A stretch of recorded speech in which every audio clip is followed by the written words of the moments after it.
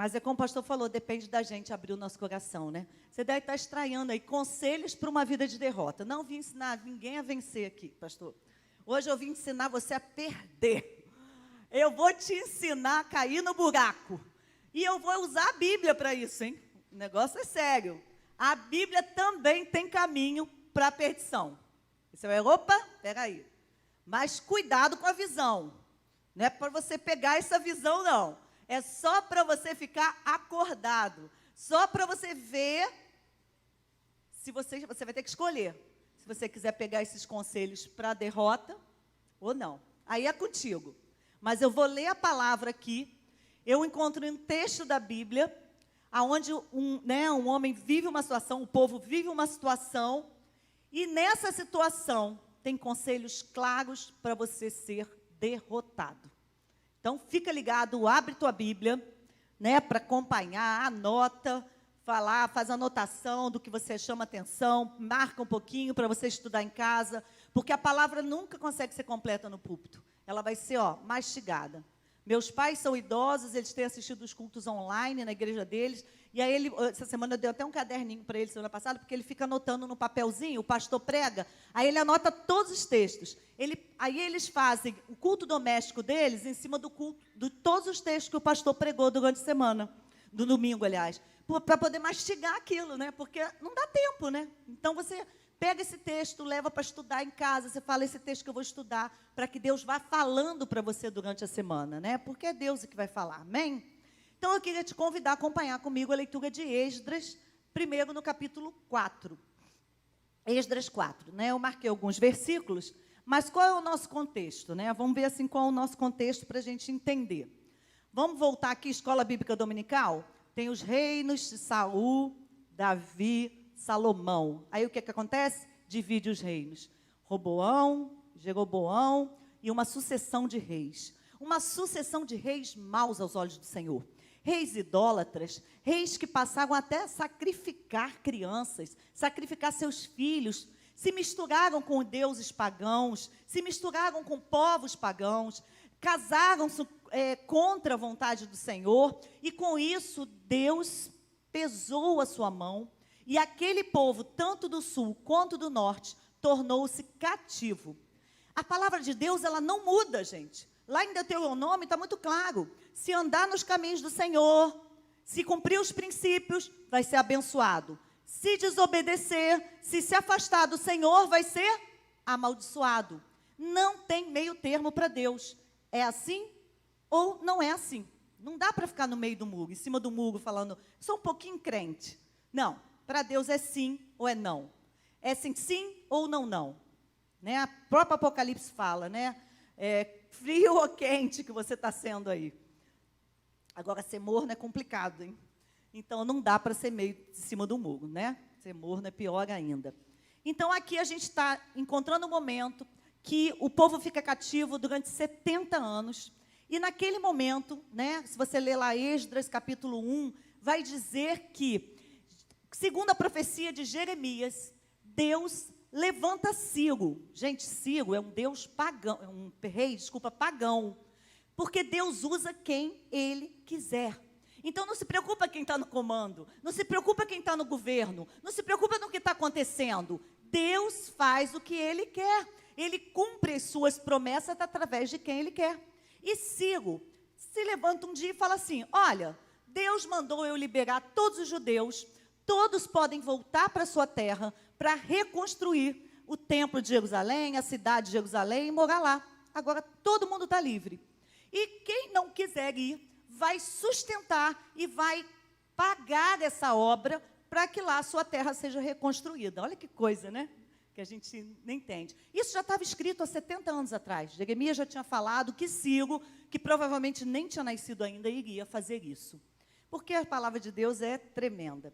E agora a gente está aqui no capítulo 4. Zorobabel levanta quase 50 mil homens, mais ou menos 42 mil homens, mais 7 mil servos, mais a Bíblia narra todo aquele grupo que se levanta, vai para Jerusalém e começa uma reconstrução. A reconstrução começa, e se a gente for no capítulo 3, se eu não me engano, de Esdras, fala que há um momento fantástico. Um momento onde os jovens começam a rir. Está todo mundo reunido, construindo. Está tudo muito bem. Gente, eles têm dinheiro para construir. Eles estão livres agora. Aqueles jovens que viveram no cativeiro agora são livres na sua terra, com seu povo, com sua família. E a Bíblia fala que eles começam a rir, e a emoção é muito grande. Mas os anciãos, os velhos, começam a chorar, porque eles viveram a liberdade lá atrás. Eles viveram todo o período de cativeiro, e agora viram a palavra de Deus ser cumprida. E eles começam a chorar de emoção. E a palavra diz que era algo tremendo, que aquele som ia além da cidade. Era choro, era riso, era muita emoção. Tamanho assim, o que Deus faz na vida da gente. Às vezes a gente chora, né? Às vezes a gente ri. O importa é que a gente esteja conectado com esse momento. E nesse momento que está tudo muito bem, tudo vai dar certo, está tudo muito legal, começa o capítulo 4, onde a gente vai começar a nossa leitura aqui, salteando uns versículos. Então, eu queria dar o primeiro conselho para a derrota. Estava indo tudo bem. Estava tudo bem, nada vai dar certo. Pensa em janeiro de 2020. Tudo bem, né? Vamos lá, todo mundo, vamos lá viajar para o carnaval. Teve retiro aqui, não sei quem vai para o retiro. Lá em casa a gente junta a família toda, sempre aluga uma casa, vai viajar. É tão gostoso, ninguém nem sabia o que ia acontecer. Quem podia imaginar? Aquele momento que está tudo bem, vamos lá ver o que acontece. Capítulo 4 de Esdras, versículo 1 e 2 diz assim: quando os inimigos de Judá e Benjamim ouviram dizer que os exilados haviam voltado e estavam reconstruindo o templo do Senhor, o Deus de Israel, eles se aproximaram de Zorobabel e dos outros chefes das famílias e sugeriram: deixe-nos trabalhar com vocês, pois estamos tão interessados em seu Deus como vocês. Primeiro conselho para derrota: deixa o inimigo chegar perto de você. Deixa o inimigo se infiltrar na sua casa. Quer ser derrotado? Chama o inimigo para perto. Chama o inimigo para perto. Gente, mas ele é tão legal, né? Aquele colega do trabalho é tão divertido. Vou botar ele lá em casa todo dia. Ele vai dormir, vai ficar lá em casa junto com a minha família. Mas a pessoa que vem até a igreja tem aqueles hábitos errados. A gente sabe que ele não tem o Espírito do Senhor, mas eu vou deixar ele passear com a minha filhinha adolescente, porque ele é uma pessoa do bem. O importante é o amor, né? Vamos deixar opinar. Eu estou com um problema no meu casamento, deixa eu ver a quem que eu vou pegar um conselho. Vou pegar um conselho com aquela pessoa que fez psicologia, mas que tem uma diretriz religiosa completamente diferente da minha, uma diretriz espiritual, mas ela fez psicologia, então ela deve saber me dar um bom conselho. E aí eu vou deixando o inimigo se infiltrar, se infiltrar, se infiltrar.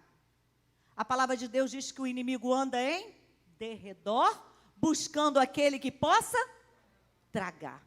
Você vai deixar um inimigo chegar perto? A gente sabe que quem anda no nosso redor é quem?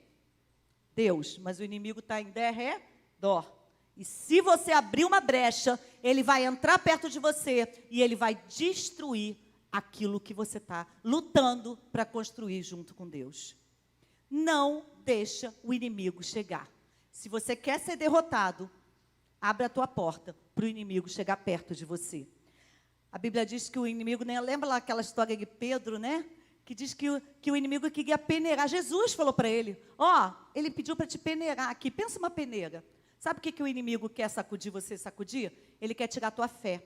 Então, ele te coloca coisas na cabeça, ele te dá conselhos errados, ele te premia, entre aspas, com algumas coisas, para ir te peneirando, te peneirando, te peneirando, até que você perca a sua fé.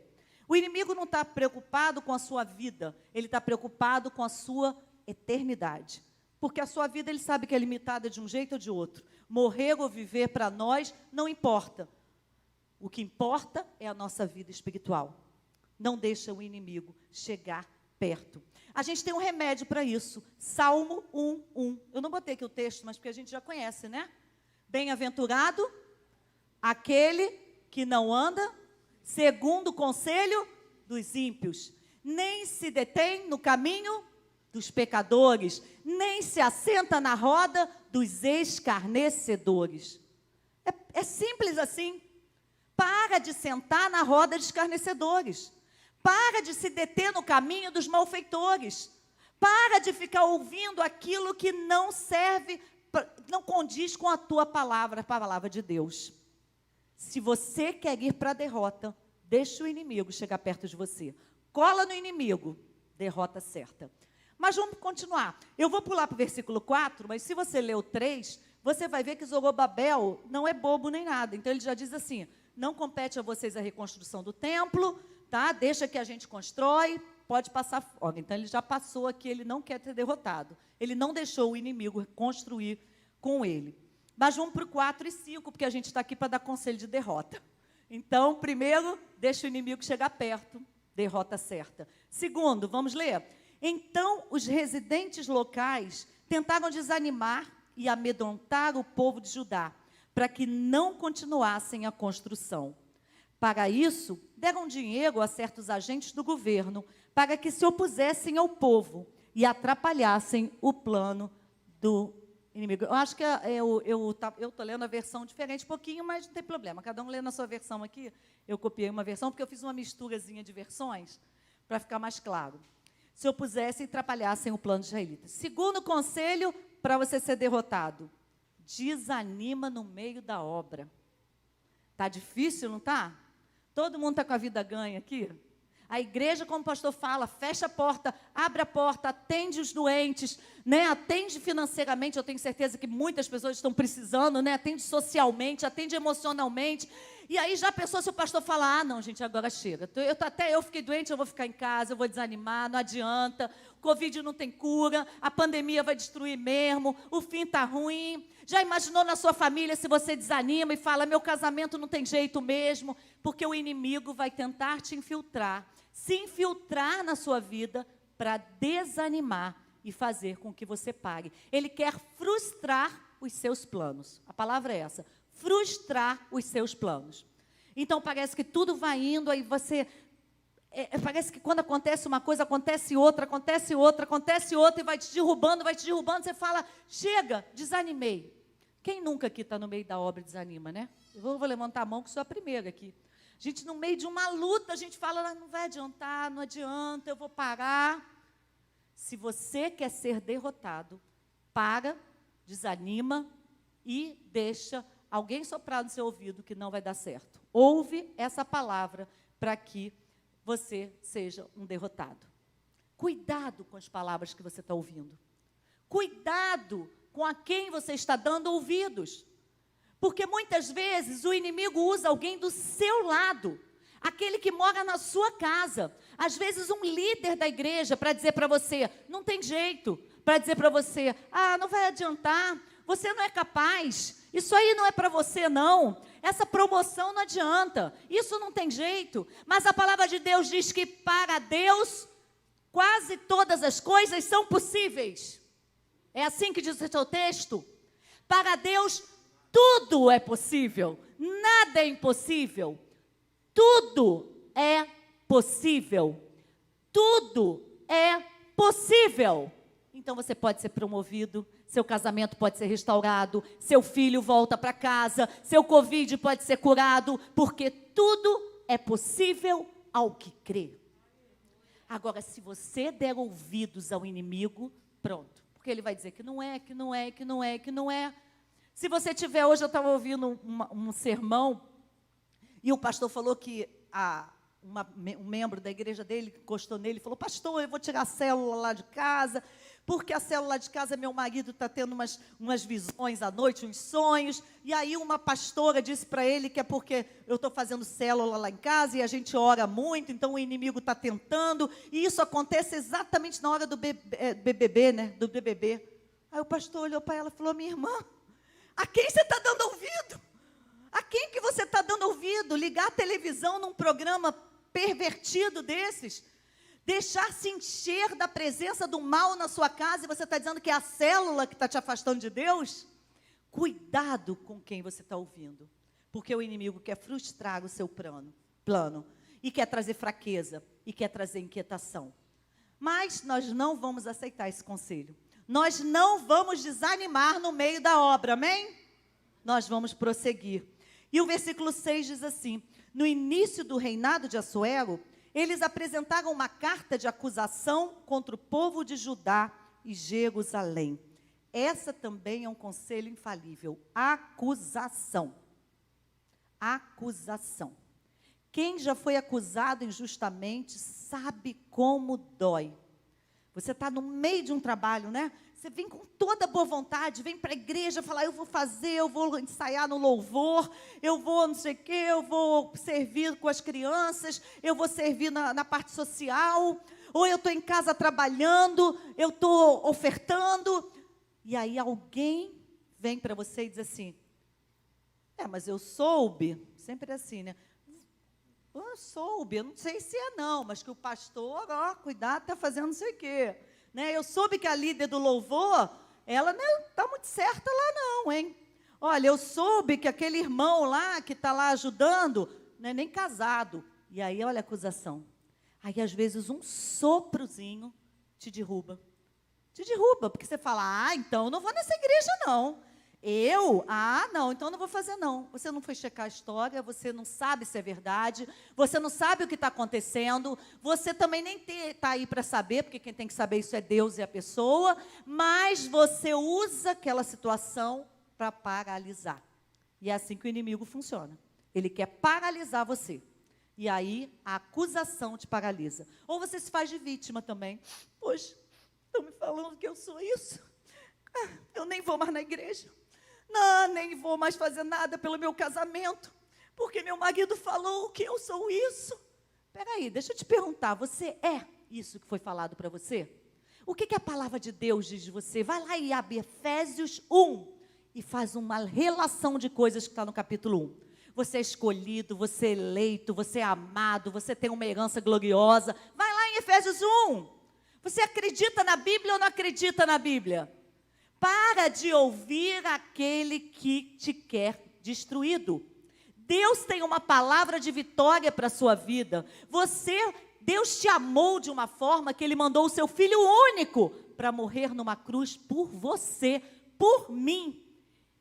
E lá em Romanos 8 diz que quem intentará acusação contra o eleito de Deus, porque é Deus que o justifica. Amém? Não pague por causa de acusação. Não deixe vir a derrota sobre a sua vida, porque alguém levantou a voz contra você, abriu a boca e te inflamou. Não importa o seu passado, não importa que seja até verdade aquilo que a pessoa está falando, porque todos pecaram e destituídos estão da glória de Deus. Mas o amor de Deus nos resgatou, nos redimiu, e agora eu sou uma filha amada, justificada, e ninguém pode me acusar, porque Deus já me perdoou e já pagou todo o meu pecado. Amém? Não para por causa de acusação. Não para, porque você é amada por alguém que nunca vai deixar de te amar. Não importa a tua vida. Ele sempre vai estar pronto para te abençoar. E aí, vamos seguir o texto. Lá no versículo 23, diz assim: quando essa carta do rei Artaxerxes foi lida perante Reum e Sinsai, e os seus companheiros, eles foram depressa a Jerusalém e o impediram à força e com violência. O inimigo estava tentando parar a obra, não teve jeito, usou de violência. Às vezes acontece, né? Às vezes acontece do inimigo tentar te usar com violência. Ontem eu estava lendo um texto, e eu vou ler só um salmozinho aqui, 12:5, que é o antídoto para isso. Eu até botei esse antídoto. Diz assim: por causa da opressão do necessitado e do gemido do pobre, agora me levantarei, diz o Senhor. Eu lhes darei a segurança que tanto anseiam. As palavras do Senhor são puras, são como prata purificada num forno. Deus está dizendo para você, se você está sofrendo violência, e eu digo isso para uma mulher, eu digo isso para um homem, para uma criança, para um ancião. Quantos anciãos sendo violentados, né? Às vezes a própria família maltratando. Deus fará justiça. Deus ouve o seu gemido. E é muito importante que a gente conheça a palavra de Deus, porque a palavra de Deus, ela tem antídoto para tudo. Ela tem antídoto para tudo. Então Deus está dizendo assim, olha, eu lhes darei a segurança que tanto anseiam. Não tenha medo do homem violento, não tenha medo do homem mau, não tenha medo do homem ímpio, porque Deus vai nos dar segurança, amém? Amém.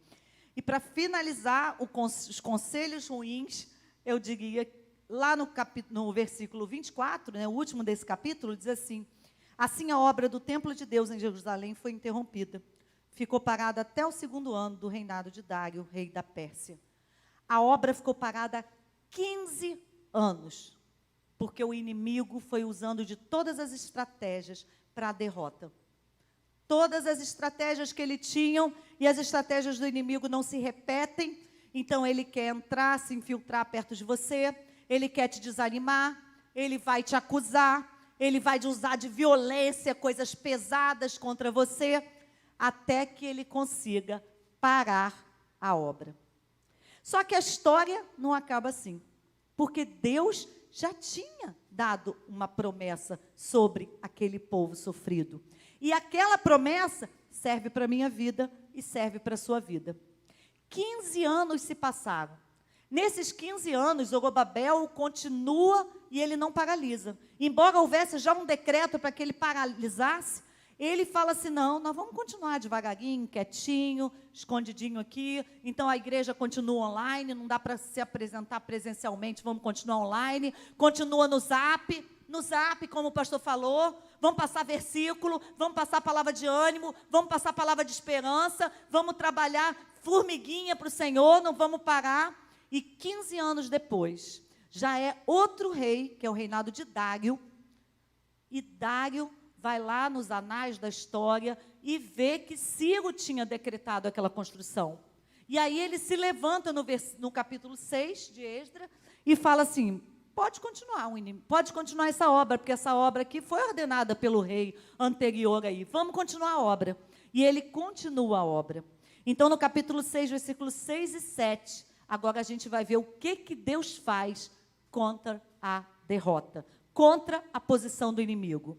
Diz assim, ó, que isso foi um decreto de Dario, diz assim, não interfiram na obra que se faz nesse templo de Deus. Deixem o governador e os líderes dos judeus reconstruírem esse templo de Deus em seu antigo local. Sabe o que Deus faz? Deus afasta o inimigo.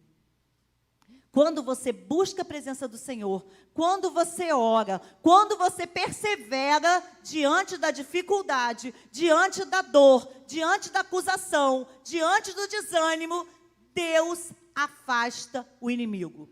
O próprio Dario, que já é outro rei da Pérsia, diz, pode continuar a obra. Mas Deus não simplesmente afasta o inimigo, ele faz mais. Na sequência do versículo 8 diz assim, as despesas desses homens serão integralmente pagas pela tesouraria do rei, do tributo recebido do território a oeste de Eufrates, para que a obra não pague. Sabe o que eu leio aqui? Deus traz provisão. Ele vai afastar o inimigo, mas ele vai trazer provisão. Ele traz provisão para a igreja, ele traz provisão para a tua casa, ele retorna o seu emprego, ele refaz a sua vida financeira, ele abençoa e levanta alguém para te abençoar, para te ajudar. Se você perseverar, ele vai trazer provisão. E aí no versículo 14, a gente está indo para o finalzinho, diz assim, dessa maneira, os líderes dos judeus continuaram a construir, e eles terminaram a reconstrução do templo, conforme a ordem do Deus de Israel, e os decretos de Ciro, de Dario, de Artaxerxes, rei da Pérsia. Eu pulei um versículo, né, o 11, mas não tem problema não. Eu acho interessante nesse texto, que aqui diz que a obra terminou. Então, Deus dá vitória. Vai terminar a obra, gente. Está difícil reconstruir. Está difícil reconstruir a igreja. Essa semana eu tive uma reunião com o meu pastor também, e ele falou, a gente tem que ver estratégias para trazer o povo de volta, embora a minha igreja também já esteja funcionando, para o povo ter confiança de vir de volta, para retomar as atividades presenciais, para a gente abrir mais espaço, mais coisas. Nós estamos montando lá agora a Universidade da Bíblia, nós vamos ter vários cursos muito bons, especiais, para todas as áreas, Bíblia pura, para você aprender. E você está convidado a acompanhar lá o Instagram, Universidade da Bíblia, porque vai ter curso presencial e curso online. Você pode fazer o curso online, o curso vai ser aberto. A gente está aqui fazendo uma parceria com o pastor Saião, para trazer o curso de Gênesis. Então, vai ter coisa boa, de graça, pelo menos a maior parte a gente não vai cobrar, vai tentar não cobrar nada, para todo mundo participar. Mas a gente precisa perseverar, porque Deus vai dar a vitória. Só que aqui o texto diz que passou o decreto de Ciro, de Dario e de Artaxerxes. Demora, gente. O tempo de Deus é diferente do nosso tempo. Eu sei que a gente queria orar aqui e falar, Senhor, acaba a pandemia. Quando a gente sair ali, a gente liga o jornal e diz, acabou a pandemia. A vacina curou 100% em 2 dias. É a notícia que a gente queria. Mas não é assim os processos de Deus, porque nós precisamos ser tratados. Nós precisamos ser tratados.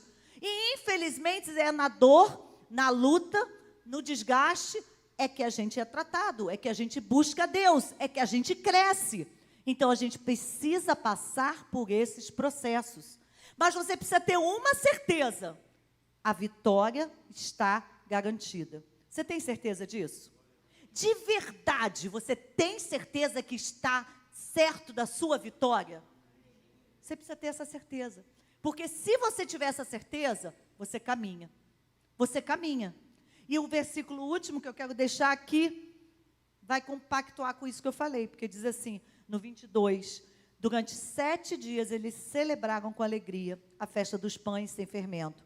Pois o Senhor os enchera de alegria ao mudar o coração do rei da Síria, de maneira que lhes deu força para realizarem a obra de reconstrução do templo de Deus, do Deus de Israel. Aquele povo estava comemorando porque Deus tinha dado alegria na reconstrução. Então, Deus é um Deus que te enche de alegria. A alegria, ela é opcional. A alegria não tem nada a ver com as circunstâncias. Não tem nada a ver com quanto dinheiro você tem no bolso. Não tem nada a ver com os problemas que você vive. Porque a alegria vem do Senhor. E Deus está agora abrindo portas para você, dizendo, fique alegre, seja alegre. Lembra de Paulo? Paulo estava na beira da praia, tomando água de coco, quando ele disse assim, regozijai-vos sempre no Senhor. Outra vez digo, regozijai-vos, seja a sua alegria. Estava lá na praia, gente? Estava tomando água no coco? Estava onde? Preso. Preso. Pensa uma prisão do Brasil. É luxo. A prisão romana não tinha comida. Ele era surrado diariamente. Ele passava fome, frio. Mas ele diz, alegrai-vos sempre no Senhor. Ele não dizia, se alegra quando Deus te deu um carro novo. Fica feliz quando tudo vai bem. E aí a gente pega aquele versículo, posso todas as coisas naquele que me fortalece. Mas Paulo está dizendo ali, se você tiver com problema, você pode todas as coisas do Senhor. Você pode aguentar o problema. Você pode aguentar a angústia. Você pode aguentar a doença. Você pode aguentar a dor. Porque você está no Senhor. Mas nesse momento, seja alegre, se alegre. É difícil? É difícil. Mas qual é a diferença do servo de Deus se eu não plantar alegria, se eu não plantar esperança, se eu não plantar fé? Eu trabalho muito minha rede social para a questão de evangelização. E não tem um dia que passe que eu não receba uma mensagem de pessoas estranhas, que eu não conheço, de todo o Brasil. E as pessoas pedindo oração, e as pessoas falando, sabe, alguma coisa, contando problemas para mim, e a minha palavra é sempre de esperança, de amor, de fé, de alegria, e você sente que a pessoa muda, a pessoa é transformada só em ver a minha alegria. Não é porque a minha vida está tudo um mar de rosas, que beleza, está tudo bem, não, é porque eu creio que Deus está no controle. A primeira coisa que eu preciso entender é que a soberania de Deus está sobre o Covid, está sobre meu emprego, está sobre a minha casa. E que as promessas do Senhor são para a minha vida. Se você crê nisso, se você viver a sua vida nessa base, é como a irmã falou aqui no início do culto. Não estou vendo a irmã aqui. Olha lá. maravilhosamente me abençoou muito, porque Deus tem falado muito comigo essa semana sobre isso. A restauração. Quanto mais tempo eu estou com o Senhor, quanto mais eu estou na presença do Senhor, quanto mais eu busco ao Senhor, mais fácil vai ser a minha caminhada. Quanto é fácil a gente ajoelhar agora e dizer, Senhor, eu queria isso. E com certeza você tem uma lista de coisas para pedir ao Senhor. Mas sabe o que Deus quer? Senhor, eu estou aqui. E eu posso viver todas as coisas, porque eu sei que Tu vais me fortalecer. É assim essa oração que Deus quer ouvir de cada um de nós. Eu queria que você curvasse a sua cabeça agora. Eu queria que você mudasse a sua oração nesse momento. Esses conselhos para a derrota é só para você lembrar, para não ser derrotado. Você tem que se apegar aos conselhos da vitória. Você precisa lembrar dos princípios de Deus, que Deus dá a vitória, que Deus afasta o inimigo, que Deus traz provisão, que Deus providencia cobertura para a sua vida e que Deus pode te encher de alegria. Coloca a sua vida diante do Senhor. Faz um compromisso com o Senhor agora. Se desafia diante do Senhor e fala, Senhor, eu quero passar mais tempo contigo. Eu agora vou tirar a minha listinha de compras, a minha listinha de pedidos, a minha listinha de vítima, daqui da reta da oração. E eu vou me colocar diante da sua presença para louvar, para adorar, para agradecer, para rir diante da presença do Senhor e me distrair, me divertir com Deus, colocando Deus na minha vida. Eu quero ser exemplo para esse mundo. Eu quero ser aquela pessoa que vai passar na rua e as pessoas vão olhar e vão dizer, caramba, que sorriso essa pessoa tem, mesmo de máscara, os nossos olhos podem expressar um sorriso. Aquele bom dia que você dá para o cara da padaria, aquele seu chefe que também está cheio de problema, quando você fala para ele, tudo vai se resolver, Deus vai abençoar esse lugar. É assim que nós precisamos nos posicionar no reino, e Deus nos abundantemente abençoará. Coloca a sua vida diante do Senhor, fala, eu não quero sair daqui assim, eu não quero sair mais assim, eu não quero mais sair assim. Eu queria que a gente louvasse ao Senhor. Podia louvar o Senhor aqui, enquanto a igreja estivesse em oração. A igreja vai ficar em oração, porque esse grupo de louvor aqui já está top. E você vai estar orando e colocando a sua vida diante do Senhor. Você vai falar, Senhor, eu não vou sair daqui, enquanto eu não conseguir me reconectar contigo. Eu quero fazer aquela conexão direta. Eu não estou conectada direito. Eu estou assim fazendo meu momento de oração em casa rápido, eu oro antes de comer, antes de levantar, mas eu quero agora passar um tempo contigo. Eu quero experimentar o sobrenatural. Eu quero experimentar coisas que eu nunca vivi. Eu quero chegar na porta de um hospital e orar para que pessoas sejam curadas. Eu quero entrar no meu ambiente de trabalho, e o ambiente de trabalho é receber uma unção diferente, e as pessoas possam perceber que tem algo diferente no meu ambiente de trabalho. Eu quero profetizar vitória, vida na vida da minha família. Eu quero paz na minha família. E você vai orando, enquanto a igreja, o louvor louva que é o Senhor, e você vai orando, e você vai colocando diante do Senhor aquilo que você precisa colocar. Você precisa deixar aquilo que não agrada a Deus aqui agora. Deixa no altar do Senhor aquilo que não agrada a Deus, que você só vai levar para casa coisas boas hoje.